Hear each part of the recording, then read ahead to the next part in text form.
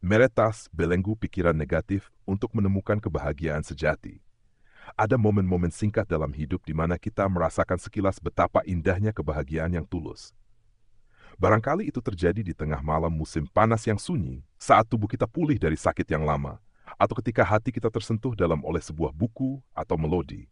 Kadangkala, perasaan itu muncul saat kita berjalan menyusuri kota yang lengang atau heningnya pedesaan. Kemudian, seperti kilasan ajaib, sebuah gagasan mendalam melintas di benak kita. Bagaimana jika rasa sedih dan cemas yang akrab itu bisa hilang? Bagaimana jika kita mampu lebih mengapresiasi keindahan dan potensi di sekeliling kita? Bagaimana jika kita benar-benar memperhatikan pepohonan yang rimbun dan ekspresi orang asing yang misterius? Bagaimana jika kita berani melepaskan belenggu kecurigaan dan ketakutan yang selama ini membatasi diri kita? Bagaimana jika kita membiarkan hati kita mencintai tanpa syarat dan menerima cinta dengan penuh kerelaan? Dalam momen-momen seperti ini, kemungkinan kebahagiaan terasa seperti melampaui cakrawala pengalaman kita selama ini. Namun, seringkali pikiran-pikiran tersebut dengan cepat dipadamkan oleh logika suram yang telah lama berakar. Hidup ini keras, realitas penuh tantangan.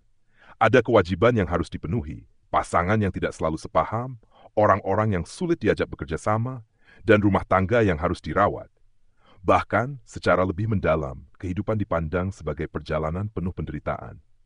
Kita merasa bahwa mempertahankan perspektif ini adalah wajar, bahkan bijaksana. Tetapi, bagaimana jika asumsi-asumsi gelap ini tidak seakurat yang kita duga? Bagaimana jika dunia ini, pada hakikatnya, tidaklah sesuram itu? Bagaimana jika kebahagiaan yang lebih besar tidak terhalang oleh kenyataan, melainkan oleh pola pikir kita yang telah terdistorsi oleh pengalaman-pengalaman masa lalu? Banyak dari kita tumbuh dalam lingkungan yang memandang kebahagiaan sebagai ilusi atau sesuatu yang mustahil untuk dipertahankan. Kegembiraan masa kecil kita seringkali ditekan. Orang tua yang penuh kecemasan, amarah, atau kesedihan tanpa sadar mengajarkan kita untuk bersikap kaku dan bersiap menghadapi masa depan yang penuh kekurangan. Maka kita belajar menjadi individu yang serius, menanamkan filosofi kesedihan, dan menurunkan harapan terhadap hidup. Tanpa kita sadari, cara berpikir ini terus menempel hingga dewasa, menjadi pola otomatis yang tak pernah kita pertanyakan.